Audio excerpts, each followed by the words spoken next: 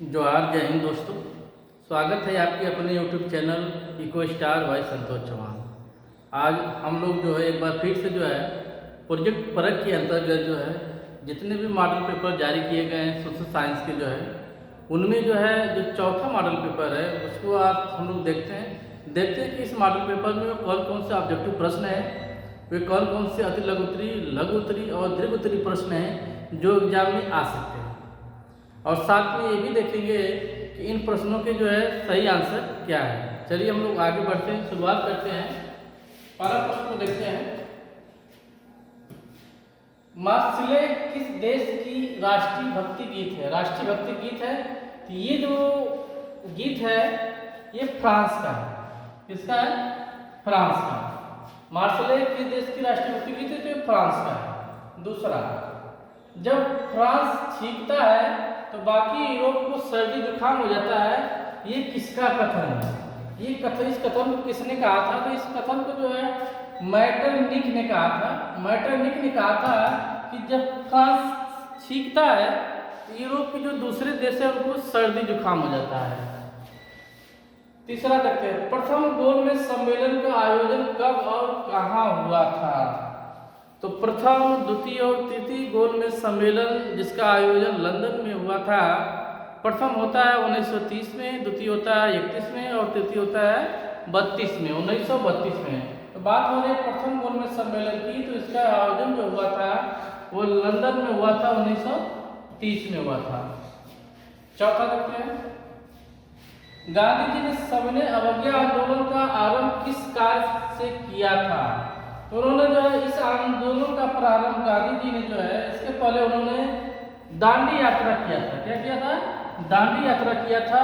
साबरमती से जो है समुद्र का एक तट है, एक क्षेत्र है दांडी, साबरमती से दांडी तक इन्होंने जो है लगभग 24 दिन तक इन्होंने एक पैदल यात्रा की थी। और जैसे ही यात्रा कंप्लीट होती है उसके दूसरे दिन ही जो है गांधी जी सविनय अवज्ञा आंदोलन शुरुआत कर देते हैं, इसकी शुरू कर देते हैं। तो सविनय अवज्ञा आंदोलन की जो शुरुआत होती है वो दांडी यात्रा जैसे ही समाप्त होती है वहां से शुरू हो जाती है। पांचवा देखते हैं, कार्ल कानून किस देश में पारित किया गया था? तो ये जो कानून ये ब्रिटेन में पारित किया गया था, जो 1815 से लेकर 1846 तक चला था। इस कानून के अंतर्गत जो है, इस कार्ल कानून के अंतर्गत जो है विदेशों से जो है खाद्यान्नों का आयात नहीं करना था। यानी अनाजों का जो आयात था, अनाजों के आयात पे प्रतिबंध लगा दिया गया था कार्ल कानून के अंतर्गत। जो बाद में इस कानून को जो है रद्द कर दिया गया। छठा देखते हैं, निम्न में से कौन से देश मित्र राष्ट्र में थे? आप जैसा कि जानते हैं कि जो द्वितीय विश्व युद्ध चल रहा था, द्वितीय विश्व युद्ध जो है 1939 से लेकर 1945 तक चलता है द्वितीय विश्व युद्ध। तो उस दौर में जो है, उस दौरान जो है पूरा जो विश्व था वो दो खेमों में बटा हुआ था। एक था ध्रुवीय राष्ट्र और एक था मित्र राष्ट्र। यानी जो विश्व युद्ध चल रहा था वो मित्र राष्ट्रों और ध्रुवीय राष्ट्रों के बीच में चल रहा था। आधी दुनिया, कुछ दुनिया मित्र राष्ट्रों की तरफ थी, तो कुछ देश जो है ध्रुवीय राष्ट्रों की तरफ थे। तो बात करते हैं जो ध्रुवीय राष्ट्र थे, ध्रुवीय राष्ट्रों में जर्मनी, जापान और इटली आते हैं। जर्मनी, जापान और इटली मिलकर जो है मित्र राष्ट्रों से लड़ रहे थे। मित्र राष्ट्रों की बात की जाए तो इसमें मुख्य रूप से ब्रिटेन था, फ्रांस था और रूस था। ये तीन लोग जो थे मित्र राष्ट्र थे। तो जो लड़ाई चल रही थी मित्र राष्ट्रों और ध्रुवीय राष्ट्रों के बीच चल रही थी। तो यहाँ पर प्रश्न है कि कौन सा देश मित्र राष्ट्र है? तो ब्रिटेन, फ्रांस, रूस। तो ब्रिटेन और फ्रांस, रूस को जो है मित्र राष्ट्रों में शामिल किया जाता है। हालांकि इसमें अमेरिका भी था, कनाडा भी था, ऑस्ट्रेलिया भी था और ऑस्ट्रिया भी था। इसके अलावा भारत भी इसका सहयोगी रहा है। लेकिन जब हम बात करते हैं ध्रुवीय राष्ट्रों की, ध्रुवीय राष्ट्रों में जापान था, जर्मनी थी और इटली था। चलिए, तो मित्र राष्ट्रों में राइट आंसर हो जाएगा पहला हो जाएगा। सातवां देखते हैं, स्पिनिंग जेनी मशीन का आविष्कार किसने किया था? तो इस मशीन का जो आविष्कार है जेम्स हॉर्ग्रीव्स ने किया था।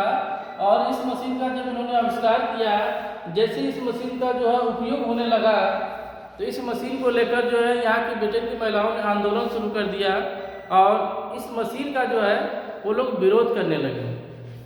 आगे हम लोग देखते हैं।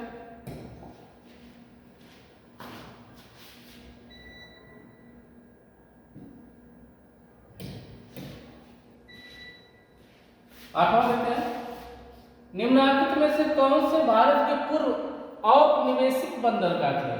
जो बंदरगाह थे भारत में जो पहले से मौजूद थे, औपनिवेशिक बंदरगाह थे, वो था सूरत और मछलीपट्टनम था।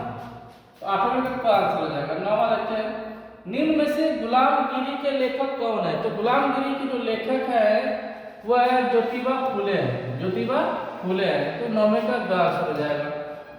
10वां, महात्मा गांधी ने किस पत्रिका का संपादन किया था?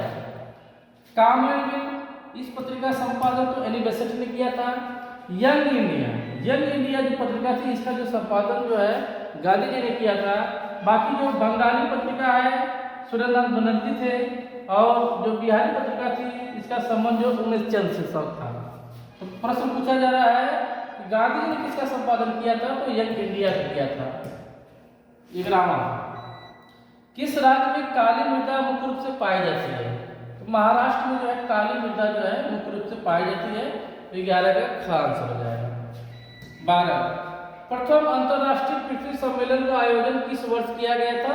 तो पहली बार जो पृथ्वी सम्मेलन जो किया गया था वो 1992 में किया गया था। 1992 में किया गया था। 13वां, किस राज्य में सर्वाधिक अस्थायी वन क्षेत्र है? तो मध्य प्रदेश में सर्वाधिक अस्थायी वन क्षेत्र पाए जाते हैं। तो 13 का आंसर हो जाएगा ख। 14, नर्मदा बचाओ आंदोलन का संबंध किससे है? तो सरदार सरोवर जो डैम बना हुआ है गुजरात में, जो डैम बना हुआ है, इस डैम को लेकर जो है ये आंदोलन चल रहा है, नर्मदा बचाओ आंदोलन। क्योंकि इस डैम के इस बात के बनने से जो है कुछ वनस्पतियों जंगली जीव जंतुओं को काफी नुकसान हो रहा है। प्राकृतिक जो है रूप से जो है ये डैम जो है प्रकृति को नुकसान पहुंचा रहा है, जिसको लेकर जो है एक आंदोलन चल रहा है, नर्मदा बचाओ आंदोलन। तो 14 का राइट आंसर होगा क। आगे हम देखते हैं।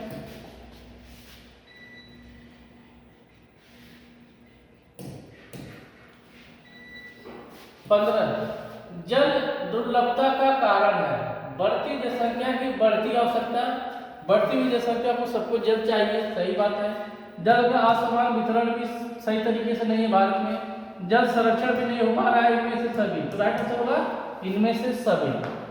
16 का आंसर हो जाएगा, 15 का आंसर हो जाएगा घ, इनमें से सभी। 16, इनमें से कौन फलीदार फसल है? फलीदार फसल जिसमें फल आते हैं, तो चना जो है, चना में फल आता है। तो 16 का ख। 17, भारत का सबसे बड़ा बॉक्साइट उत्पादक राज्य कौन है? तो बॉक्साइट जो है भारत में सबसे ज्यादा उड़ीसा में होता है। तो ग इसका आंसर हो जाएगा। 18, कौन सी एजेंसी सार्वजनिक क्षेत्र में स्टील बाजार को उपलब्ध कराती है?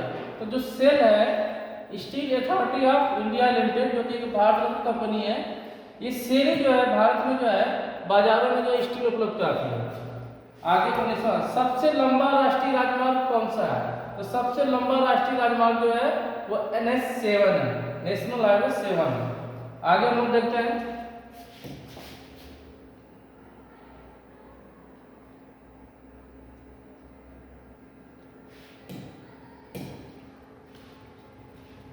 भारत में किस प्रकार की शासन प्रणाली है? तो भारत की जो शासन प्रणाली है वो संसदीय शासन प्रणाली है। तो 20वें का क्या हो जाएगा? संसदीय शासन प्रणाली। 21, संघ सूची, राष्ट्र सूची और समवर्ती सूची का उल्लेख संविधान के किस अनुसूची में है? तो 7वीं अनुसूची में जो है संघ सूची, राष्ट्र सूची और समवर्ती सूची का जिक्र मिलता है। 22वां, अश्वेत शक्ति आंदोलन जिसको बोलते हैं ब्लैक पावर मूवमेंट जिसको बोलते हैं, ये कब से कब तक हुआ? तो ये चला था 1966 से 1975 तक चला था अफ्रीका में। 1966 लेकर 1975 तक चला था अफ्रीका में। नहीं, जो अमेरिकी थे, जो अश्वेत अमेरिकी थे, वे अपने अधिकारों की मांग कर रहे थे कि हमको भी जो है समानता के अधिकार हमें मिले, जो है हमारे साथ कोई भेदभाव न करे। वे अपने अधिकारों की लड़ाई लड़ रहे थे, वे लोग अश्वेत थे। तो ये जो है अश्वेत शक्ति आंदोलन जो चला था 1936 से 1975 तक चला था। आगे श्रीलंका का राजकीय धर्म क्या है? राजकीय धर्म श्रीलंका का बौद्ध धर्म है। 24 किस देश में एक दलीय शासन व्यवस्था है? तो चाइना में। चाइना में क्यों? एक ही पार्टी होती है, वही सत्ता में होती है, वही शासन करती है। तो एक दलीय है, इसमें एक ही दल है, तो हो जाएगा चाइना। आगे बढ़ देखते हैं।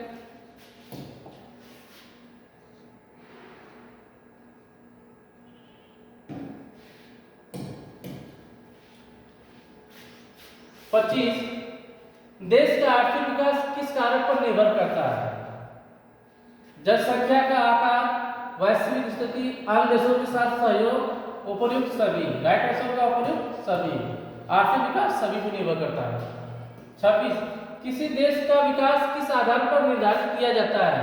प्रति व्यक्ति आय के आधार पर, औसत साक्षरता के आधार पर, लोगों की स्वास्थ्य स्थिति, उपयुक्त सभी। तो राइट आंसर का उपयुक्त सभी हो जाएगा। तीनों के आधार पर जो है विकास देखा जाता है। 27 रोजगार गारंटी अधिनियम कब लागू किया गया? नरेगा को कब लागू किया गया? तो 2005 में। 2005 में। 28 बैंकों की आय का प्रमुख स्रोत क्या है? बैंकों का आय का जो प्रमुख स्रोत है वह ऋण है, ऋण देना। 29 घरेलू अर्थव्यवस्था और विश्व अर्थव्यवस्था को जोड़ना क्या कहलाता है? जब हम अपनी अर्थव्यवस्था को विश्व की अर्थव्यवस्था के साथ जोड़ते हैं तो इसे बोला जाता है वैश्वीकरण, ग्लोबलाइजेशन बोला जाता है। 19 का क्लास हो जाएगा। 30 सूचना का अधिकार अधिनियम कब पारित किया गया? तो यह अधिकार अक्टूबर 2005 में पारित किया गया। अक्टूबर 2005 में पारित किया गया। तो ये 30 क्वेश्चनों का एक ऑब्जेक्टिव सेट था, इसे आप लोग देख लीजिएगा। इसमें से कई सारे प्रश्न जो है आपके फाइनल एग्जाम में पूछे जा सकते हैं। 25 फरवरी को सामाजिक विज्ञान का 10वीं का पेपर है, तो 25 तारीख का एग्जाम देने से पहले इस पेपर को आप लोग जरूर देख लीजिएगा। आगे बढ़ते हैं बाकी प्रश्नों पर। देखते हैं कि अतुलग्तरी टाइप के प्रश्न कौन कौन से हैं। जैसा कि आप देख पा रहे हैं, ये अतुलग्तरी प्रश्नों का संग्रह है और ये लघुत्तरी प्रश्नों का संग्रह है। सारे प्रश्नों को आप लोग देख लीजिएगा। इन सारे प्रश्नों के आंसर भी नीचे दिए गए हैं, तो आंसर भी पढ़ लीजिएगा।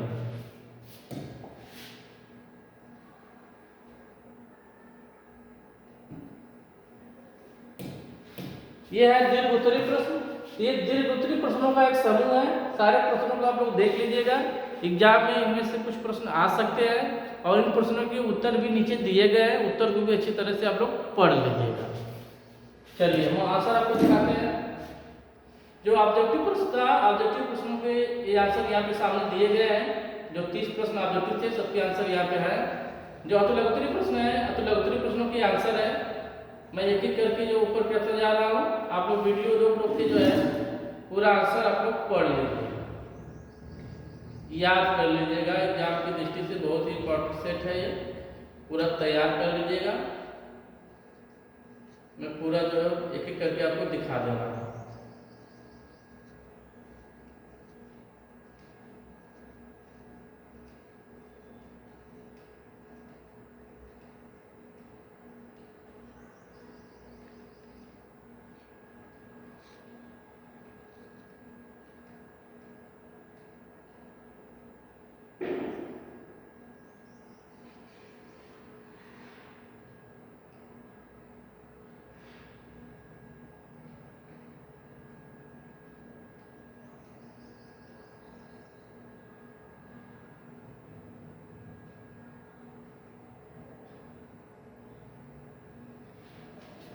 तो ये रहा जो है 52 प्रश्नों का एक सेट रहा।